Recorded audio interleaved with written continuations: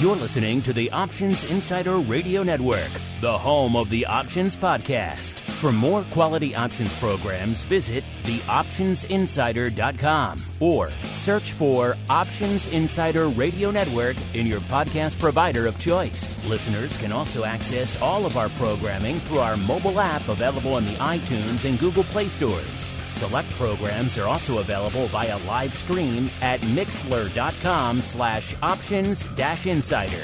That's mixlr.com/options-insider. Don't forget to follow along with your favorite programs and submit your own questions for the hosts at twitter.com/options, stocktwits.com/options, facebook.com/theoptionsinsider, or via questions at theoptionsinsider.com.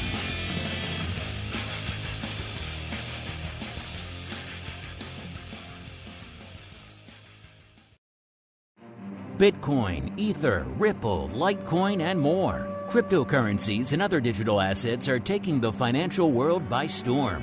This exploding market provides everything a savvy trader needs: volatility, volume, and liquidity. Provided you know how to find it. That's where we come in. Welcome to the Crypto Rundown. Each week, we'll break down the latest trading activity, trends, and developments on everything from coins to tokens, futures, and even OTC options. If it's moving the crypto markets, then you'll find it on the Crypto Rundown. This program is brought to you by Genesis Volatility, also known as GVol, home of institutional-grade crypto options analytics. Whether you're trading CeFi options or DeFi options, cryptocurrencies move. Use GVol Analytics to analyze implied volatility, model realized volatility, structure positions, and unlock alpha. For more information, visit gvol.io. That's GVOL.io. Now it's time to dive into the exploding world of cryptocurrencies and digital assets. It's time for the Crypto Rundown.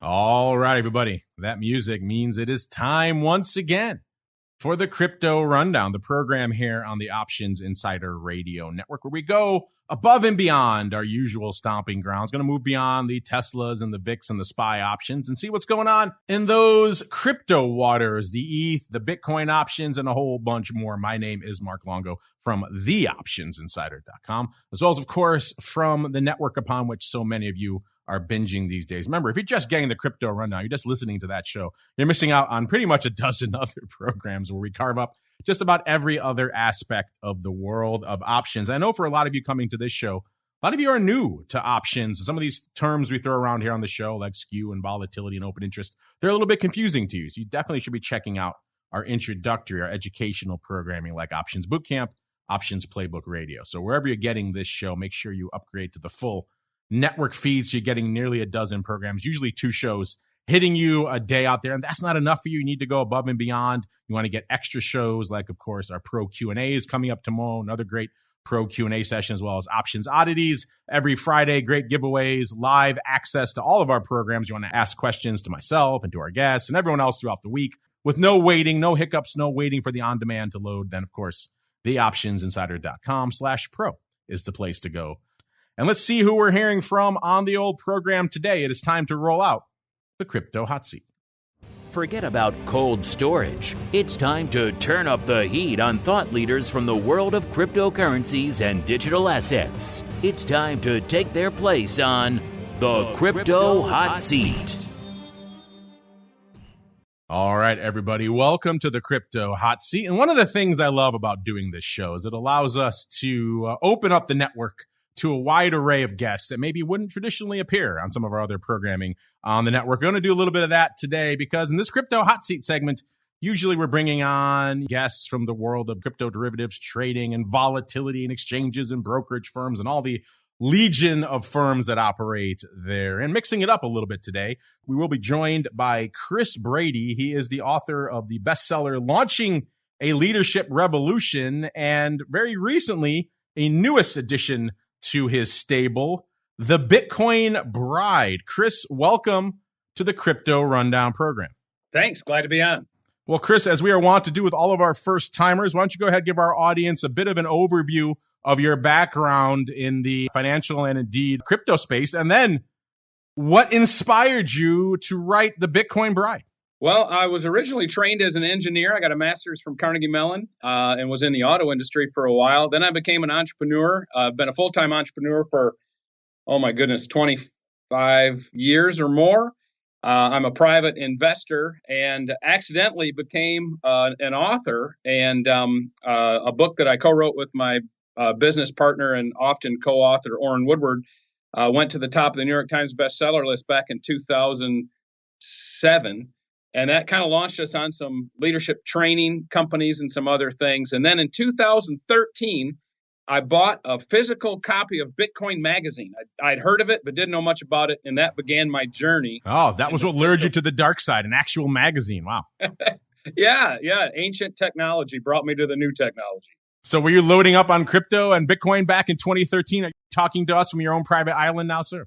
I would love to have that story, but no, I was mystified by it, and it seemed nefarious, so I left it alone for another 3 years and really didn't start to buy it until 2016, 2017. Still a pretty good run. That was still when it was below 1,000. It didn't really hit 1,000, I don't believe, until about 2017, right? When the futures launched and all that madness. So you still had a pretty good run. It's a wee bit above there now, Chris. Yeah, not too bad. But, this is fascinating to me. I'd love to know more about this kind of genesis. We have a lot of people come on the network who've written books, usually in the nonfiction category. They're talking about options education or some option strategy, volatility trading, something like that. On the crypto side, they're explaining how crypto works and all these other things. You've pivoted in a bit of a different direction. So tell us a little bit about your novel, The Bitcoin Bride. Yeah, well, I'll quote the rock group Kiss, if anybody remembers them. He once said that they simply became the band they could never seem to watch to find in concert. And The Bitcoin Bride, the book, was born of that same need. I would talk to people about Bitcoin, talk to them about this new technology, and I needed follow-up materials I could hand them. And there are great books out there explaining Bitcoin and cryptocurrency, but they're all serious business books. They're all expository, they're all nonfiction, and they all require a certain type of person to open the cover and actually read them. And I think the next frontier for Bitcoin and cryptocurrency is the rest of the people who aren't initiated yet. Your listeners are way in, they're trading, they're active, but that's a small slice of society. And, the value of these things goes way up if we can bring everybody in. So I wrote a fictional romance novel set in Italy to try to attract the rest of the people to dig in and learn how Bitcoin and the cryptocurrencies work. A fictional romance novel set in Italy. I love it. I love everything about what you just said there, Chris. That's fantastic. Like I said, we've had a lot of authors come on the network. I've dabbled in fiction before I launched Options Insider. I've written a number of things on the fictional side. I'm one of those people who has about 15 different novels in various stages of completion, Chris. So I'm very envious you actually completed one. That's a feather in your cap for you, sir. But that's obviously quite a pivot. You're talking about a very different skill set from writing, a straightforward nonfiction leadership book. Now you have to have characters and plot development. Was this something you've ever done before, or you wanted to just dive into this bold new world? Yes, I'd done it before, but like yourself, I never published them. So I just kind of dabbled in it. I cut my writing teeth doing that, but I was always too embarrassed to let the world see those things. And then I switched like I said, in the middle aughts into nonfiction books, and those worked really well. And so I've always had fiction in me, and I always teach that you can teach more through stories than you can through just telling. And so I thought this was a good time to intersect the two and teach something complicated, which is economics and computer science and a combination of a bunch of things, through a fun story to make it approachable. And so what has been the response to this book so far? Are you seeing new people coming into the crypto fold that maybe if you just wrote a straightforward, here's what Bitcoin is book that never would have touched that in a million years? Well, that's right. And those books exist and they're excellent, but these people haven't touched it. My readers of The Bitcoin Bride didn't buy any of those books and read any of those books. Normally, my book is the first time they ever even made any attempt whatsoever to understand what's mysterious to them about Bitcoin and the cryptocurrency world. And yeah, the response has been great. Usually what happens is people will get in touch with me and ask me how to start buying Bitcoin. So that's a good response. Yeah, I guess you're luring them to the dark side. Let me just give our listeners the synopsis of The Bitcoin Bride, listeners. What would you do if you had to explain Bitcoin or lose the love of your life? Marcus Coleman may not know anything about winning over his potential father-in-law, but he does know Bitcoin. Before the end of his trip to Italy, Marcus must clearly explain the greatest breakthrough in the history of money. If he fails, the expensive engagement ring tucked away in his suitcase will never be worn, and success may prove more difficult than he assumed. As Marcus gets to know the enchanting Italian countryside, culture, and cuisine, he'll have to balance Bitcoin explanations with romance. I love this. I love that you went with the romance style as well, Chris, because this, of course, I could easily see this wrapped up in the cliche pink flower cover. So it's sitting there on the romance shelf in the airport. So you're going after a completely different audience that would ever pick up a Bitcoin book, Chris. So that's fantastic. That's right. Yeah. The term orange pill. I wanted to provide a tool that people like your listeners can use to orange pill their friends. This market we all trade in and live off of gets bigger and wealthier the more people that come into it. And I wanted to go into an area where nobody had been before to talk to people who no one had convinced yet before about Bitcoin. So this book it's designed to be the ultimate orange pill tool. It should be sponsored by all the crypto exchanges out there. You're doing their work for them because you're bringing new people to the fold. I have a lot of people who approached me over the years on the network that have written nonfiction options books and have talked about writing some sort of options novel, attempting to do what you're doing here with Bitcoin and make options approachable to a new audience. To my knowledge, no one has done that. So you're the first one I know of, Chris. So I tip my cap to you here. And again, you're going for that whole eat, pray, love audience, doing the tour of Italy, I guess talking about the cuisine as well and the romance, but also throwing in a little bit of Bitcoin. So that's a fantastic Trojan horse to get folks into the world of crypto. Let's talk about that crypto world a little bit. Obviously, you wrote an entire novel about it, so you are infatuated with crypto, as are many of our listeners. So what are your thoughts on what we're seeing in the markets right now? And maybe let's start, it's kind of a contentious point for a lot of our guests. I'd like to know your thoughts. What role do you see crypto playing in a modern portfolio? Do you view it as a diversification tool against stocks, as some sort of inversely correlated asset? We see these days it's actually moving in lockstep with a lot of the major equities. So what role do you see it playing in someone's portfolio these days? I think it's definitely wrong for someone to have zero. They ought to be involved in the crypto market and Bitcoin to some level. And then, what percentage works for them depends largely on their personal situation, their age in life, the size of their portfolio, their risk profile, all those typical things. But I personally believe that everybody ought to have some exposure to Bitcoin. And the more they understand it, then they can grow in their conviction. Again, that's why I wrote the book, to help them make their own decision and grow in their conviction that this is solid engineering. It makes massive economic sense. And it's every bit as big of an impact in the world of money as the internet was in the world of information. Well, the other big driver a lot of people have had over the last few years diving into the crypto markets for the first time is as some sort of hedge against inflation. Obviously, inflation pretty rampant out there right now. The Fed's trying to come to grips with it. It's very contentious. I'm curious for you, Chris, what are your thoughts of people diving into the crypto markets as some sort of hedge against inflation? Yes, I think in the short term, as in terms of when they come out with a new CPI print recently, and as you and I are making this recording, the latest one was 8.5%, which is super high. And then you see stocks all sold off and bonds sold off, and yes, cryptocurrencies all sold off. They're correlated right now and acting like a risk-on asset. But if you zoom out and have any kind of a long-term time frame at all, I totally believe in the thesis of Bitcoin being an inflation hedge. It's the only thing out there in our human existence outside of the days of our individual lives that is totally finite. There will only ever be 21 million Bitcoins. That's all there'll ever be. Lots of them have been wasted and lost.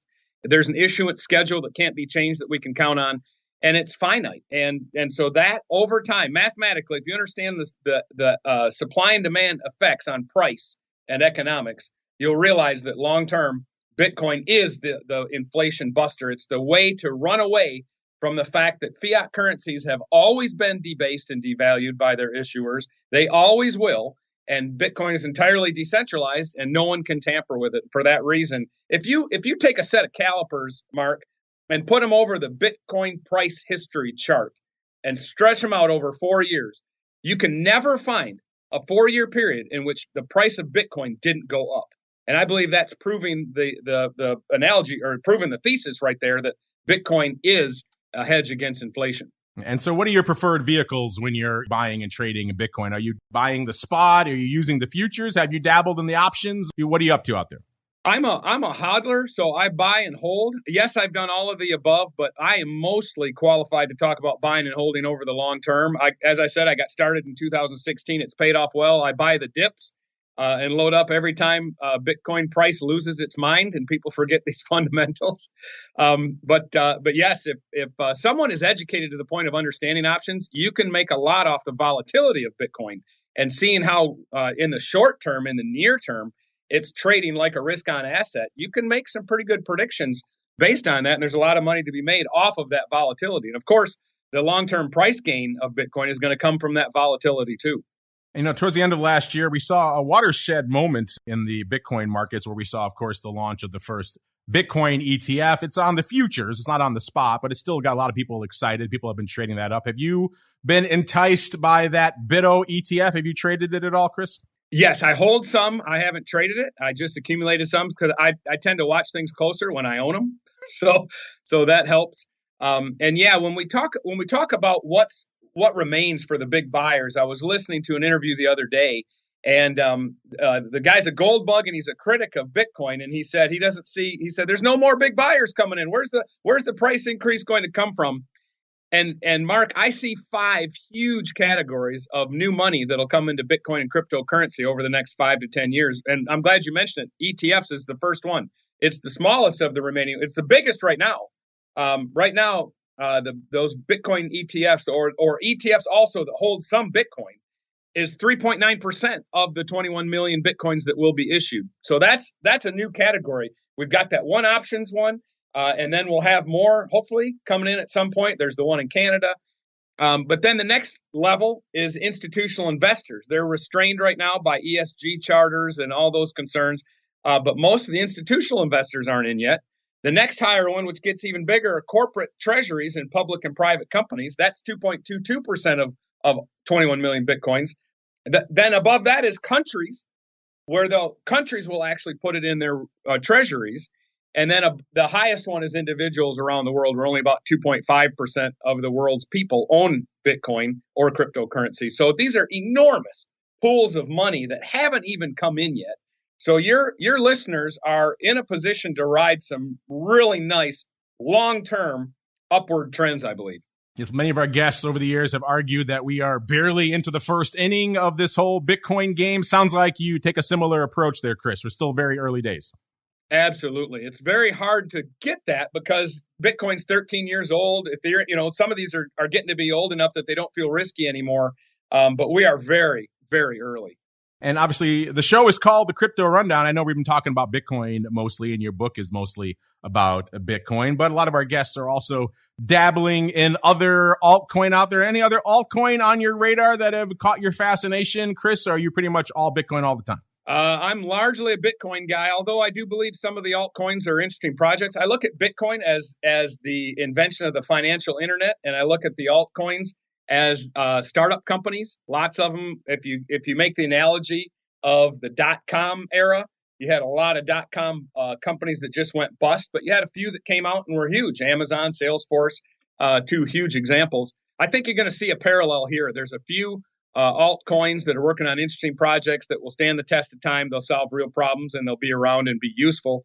Most of the other ones are pretty risky, fly by night, super volatile. If a trader knows what he or she is doing, they can make a lot of money in the short term, but I wouldn't be caught holding any of those long term.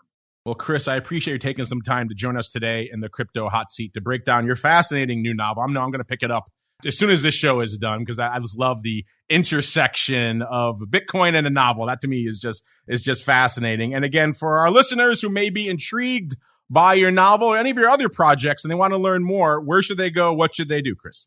Well, my name's Chris Brady, and the easiest place to find me is just go to chrisbrady.com. It's the hub for all the activities that I'm doing and my companies and everything else. There you go, listeners, chrisbrady.com. Also give him a follow on the old Twitters. He's at Rascal Tweets. All one word. Well, Chris, this was fascinating. I look forward to checking out your book, and maybe we'll have to bring you on again down the road, do a bit of a book review. What do you say? Mark, I appreciate it. Thanks. All right, now we have to keep on rolling, listeners. It is time to dive into the Bitcoin breakdown. It's time to explore the latest trending activity, trends, and developments across the world's leading crypto market. It's time for the Bitcoin Breakdown. All right, listeners, you got to love the array of guests that we bring to you in the crypto hot seat. Just combing the entire crypto universe for your listening pleasure. I bet you didn't think we were going to have a Bitcoin novel on the docket for you this week, but that just shows the fascinating array of people we've had rotating through that crypto hot seat. If there's a guest you'd like us to feature on the program, or maybe an interesting topic you'd like us to explore, you know where to find us at Options on most of the major social media platforms, or just, put it into our live chat if you're listening live.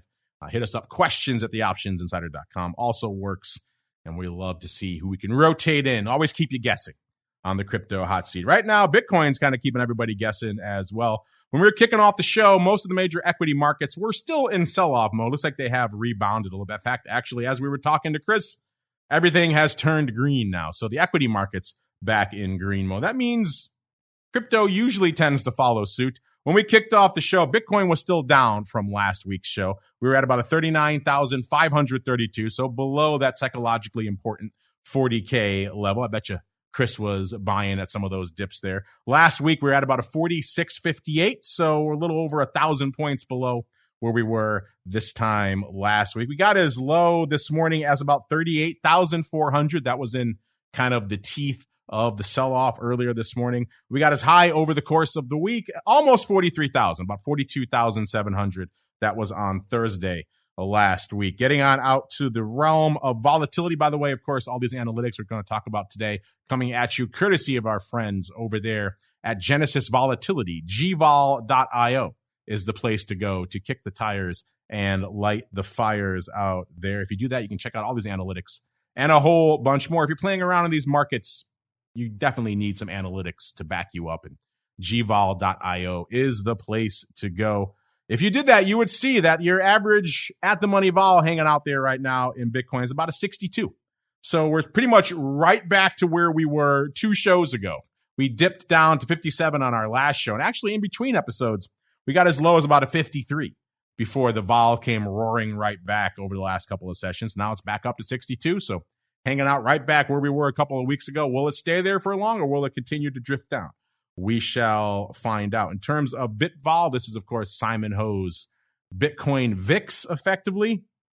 On our last show, it was a 64. That has come in a little bit, about a 62. Right now, it's actually lining up exactly with what we're seeing out there in the Genesis average vol levels. In terms of skew, last week, the skew was still negative, about -5, almost about -4.9, ticking a little bit more negative this week, about a -6.1. Again, something similar reflected in Simon's bit skew was 98 last week, 99 this week. So again, we're still hanging out shy of that 40,000 level. The puts are still in play a bit, so that's interesting to watch. Speaking of the puts and the calls, let's break it all down right now. What's going on over there on Deribit? Coming into today's show right now, we have about 124,000 calls open on Deribit. It's up about 12,000 from this time last week. Puts, we have about 62,500. It's up about 2,500 from this time last week. So still about 2-to-1 calls over puts out there. That ratio hasn't really changed. You might expect if we were hanging out well below 40,000 for an extended period of time, you might see more of those puts start roaring back to life out there. In terms of where the action is from an expiration perspective, right now, June is still leading the dance with 54,000 contracts, up about 3,000 from this time last week. April, number 2, 47,000. They're up about 5,500 from this time last week. And then May, we have about 28, almost 29,000 for number 3. It's up about almost 5,000 contracts from this time last week. In terms of what are the size open positions right now? What are the big positions in Bitcoin options on Deribit right now? Number 5, we'll start at the bottom. It is the 80,000 strike that has about almost 10,000 contracts open, 9,900 to be precise. That's a newcomer to our top 5 this week. Number 4, we have the 70,000 strike that has 10,000 contracts open. That is unchanged. In fact, most of our top 5 is unchanged from this time last week, which is kind of interesting. Again, we have a tie for the 2/3 spot between the 30,000 strike and the 50,000 strike. Both of them have 11,000 contracts. That's also unchanged from this time last week. So not a lot of new positioning on the 30K and 50K strike. And number 1 this week, the 60,000 strike that has 15,000 contracts open. that has about 2,000 more new contracts opening this week. So a little bit more action on the 60,000 strike. The rest of our top 5 mostly unchanged. So yeah, interesting action out there, maybe lack thereof when it comes to the top size positions. In terms of the most active day, it hasn't been the most active of weeks out there. The biggest day actually today. So far, we got about 14,300 contracts on the tape right now. Outside of that, hasn't been a heck of a lot. You don't have to go back too far. Just go back to the 1st of April. We had 25,000 contracts on the tape on Deribit. So kind of been a light week. We'll see if this kind of dalliance around the 40,000 strike, if that will perhaps drive some paper. Speaking of driving some paper, let's see if anything drove some paper over there on CME land since our last show. Let's start with the big Bitcoin options. Those are doing a little bit more paper. The OI is up to about 1,650. It's up about $1.50 from this time last week. Saw a whopping about 50 trading on Friday or so. So for that product, it's actually not bad. The futures, kind of a quiet day on Friday, 5,400 going up, and the OI still hanging out at about 11,000. It's not a lot of action there. Let's look at the micro products. Let's go to the micro Bitcoin futures here first. 13,500 going up on Friday. That's about average, maybe a little bit below average. And the OI is down about 1,000 contracts to 21,000. It's not a lot going on out there in the micro side of the Bitcoin space at CME either. Let's see if we can flip that script, though, as we head on out into the altcoin universe. It's time to move beyond Bitcoin and find out what's moving the rest of the crypto marketplace. It's time to boldly venture into the altcoin universe. All right, everybody, welcome to the altcoin universe, the portion of the show where we explore everything beyond the big dog that is Bitcoin, except for right now when we're breaking down a top 10. And looking at the top 10, I'm already seeing some changes here, listeners. Our old friend Avalanche has kind of had a lock on the number 10 spot. It's gone. It's out of here this week. It's replaced by Dogecoin. Dogecoin back over 15 cents and back in the top 10 from a market cap perspective this week with about exactly 20 billion worth of Dogecoin outstanding right now. Number 9, Cardano, hanging out a little bit shy of 30 billion, about 29.4 billion. Number 8, XRP, 32.4 billion. Everyone's still kind of hanging out and waiting out there in XRP land. Number 7, we've got good old Luna, 32, almost 33 billion. Number 6, Solana, 32, almost 33 billion as well. So they're kind of neck and neck, talking about a 32.7 billion versus a 32.9 billion. So very close between 6 and 7 on our top 10 this week. Number 5, a USD coin, almost 50 billion, 49.9 billion. Number 4, BNB, 65 billion, pretty much exactly. Number 3, it's Tether, 83 billion. Number 2, it's ETH, 352 billion. And number 1, it's the old BTC hanging out right around 750 billion worth of market cap. ETH coming into today's show was trending down. It has started to tick up as we started the show, but was at about a 29.36 when we kicked off the show. So still below that very psychologically important 3,000 level. On our last show, it was about a 30.15. So you're talking down almost 80 points from where we were this time last week. Our low, yet again, like Bitcoin, came in earlier this morning, 28.08 to be precise. So almost broke the 2,800 level before rebounding. The high came again last Thursday, almost 3,200, 31.63 to be precise. Vol-wise, we're seeing a little bit of a similar trajectory to what we saw out there in Bitcoin, even though we're a wee bit below where we were this time last week. Last week, we were at a 71 in ETH. This time, at about a 65. So actually, we're seeing a Bitcoin and ETH hanging out at very similar vol levels right now. Don't always see that. Usually see a bit of a premium on the ETH side. And so technically, we do still have a little bit of a premium in ETH, but not quite as large as we are used to out there. In terms of skew, last week, about a negative 4.1. This week, a negative 5. So both Bitcoin and ETH still hanging out with a very negative skew. Let's go on out to Deribit, see what's open out there. And let's see, right now, calls leading the dance. 1.2 million contracts open on Deribit. That's up 130,000 from this time last week. The puts have 660,000 contracts open. It's up about 35,000 from this time last week. So again, we're talking similar ratios here from an ETH perspective as to what we're seeing out there in Bitcoin options. When it comes to the volume, again, it wasn't the most action-packed week out there. The busiest day was the 22nd, actually. So that actually is Friday, so not Thursday like a lot of the other names. About 220,000 contracts going up in ETH on Deribit, which again is pretty decent. It's not blowing the doors off. We've seen 300 and 400,000 contract days not too long ago. But in terms of the recent past, we saw days with 199,000. So 220, we'll take it. It's something. And again, we'll see if this downside continues. I would imagine we'd see maybe a little bit more action lighting up the options out there on Dare. But let's see where you folks are lining up right now from an expiration perspective. First, number 3 is September with 303,000 contracts, up 28,000 from this time last week. So you folks still loving your quarterlies in ETH. Number 2 is April, sneaking in there between the two quarterlies, kind of splitting the uprights. 400,000 contracts open exactly. It's up 43,000 from this time last week. And number 1 with a bullet out there in ETH. Yet again, it's June.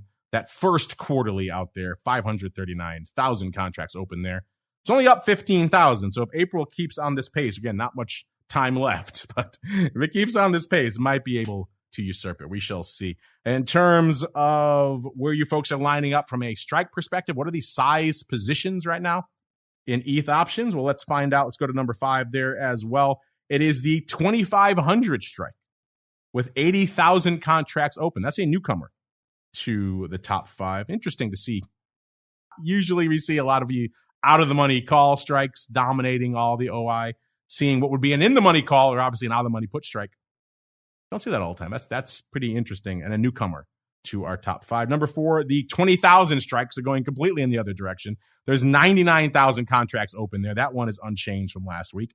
Number 3, we have the 10,000 strikes. So cutting that distance in half with 117,000 contracts open. It's up about 10,000 from last week. Number 2, we have the 5,000 strike. So coming down 50% again, 124,000 contracts open there. That's up 7,000. And number 1, a very relevant strike right now, the 4,000 strike. It's not quite the 3,000 strike, but it's getting close. The 4,000 strike still leading the dance. 131,000 contracts open. That's up 17,000 contracts from this time last week. So very interesting top 5 in ETH options this week. In terms of what's going on over there on CME, not a heck of a lot from an ETH perspective. The big ETH futures did about 3,000 contracts on Friday. That's kind of hanging out around their average. The OI ticking up a few hundred contracts to about 3,400. Not a huge change there. Did see a little bit more action on the micro ETH futures, though. We saw about 14,000 going up on Friday, and that OI continues to tick up. It's up to about 45,000. So there's some size open on those micro ETH futures right now, which is kind of fascinating. Still waiting for more info on those options to start really percolating through all of our various systems out there. Once we have a little bit more data we can sink our teeth into, we'll start bringing you the micro options data as well. Let's get out to the rest of the altcoin before we get the heck out of Dodge. Listeners, XRP today, 67.3 cents. Last week, 76.2 cents, down nearly 9 cents from where it was this time last week. Good old Doge, like I mentioned, resurging back into the top 10, 15.3 cents. It's got to be on the heels of all this Musk love with Twitter and everything else. Seems like Musk and Doge are inextricably linked out there. It was 13.8 cents last week, so it's up about 1.5 cents from where it was this time last week. Litecoin was trending on Twitter before showtime. Not feeling a lot of the love from a price perspective right now. It was at about a 103 when we kicked off the show. It was at 110 last week, so down a little over 7 handles on the week. Cardano, same deal, 93.4 cents last week, 87 cents this week, so down a little over 6 cents. Polkadot, 18.25 last week, 17.70 this week, so down about half a buck. And Solana taking a break as well, 102, pretty much even last week, 98.94 this week, down a little over $3. Let's throw Shiba in there as well, because that has continued to tick down. It was 0.000025 last week. This week, a 0.000024.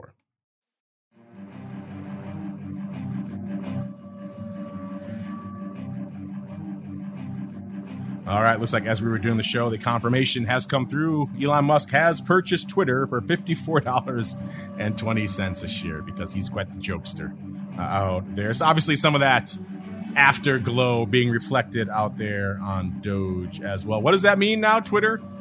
Under the Musk era?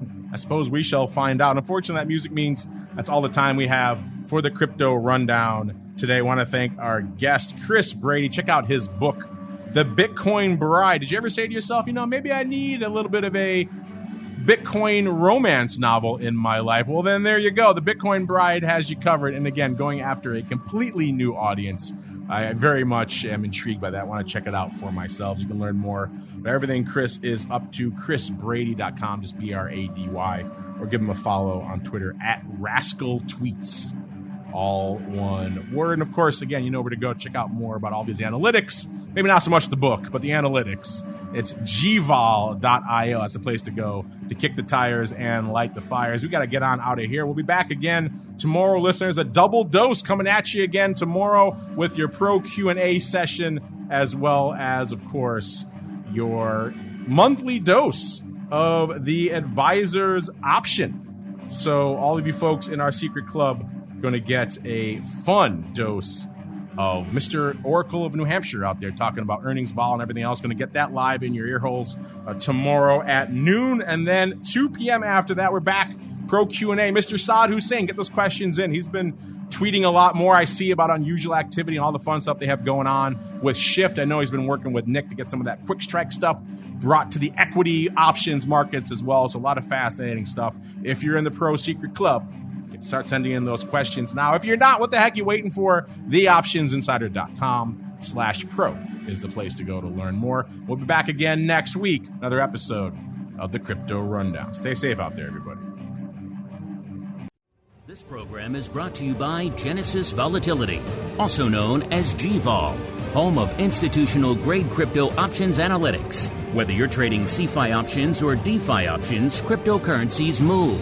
Use GVol Analytics to analyze implied volatility, model realized volatility, structure positions, and unlock alpha. For more information, visit gvol.io.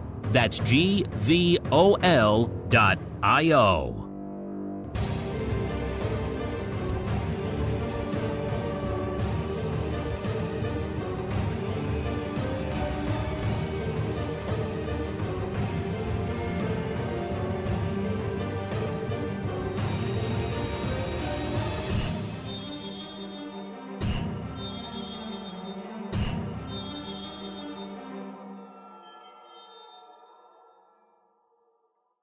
You're listening to the Options Insider Radio Network, the home of the Options Podcast. For more quality options programs, visit theoptionsinsider.com or search for Options Insider Radio Network in your podcast provider of choice. Listeners can also access all of our programming through our mobile app available in the iTunes and Google Play stores. Select programs are also available via live stream at mixlr.com/options-insider.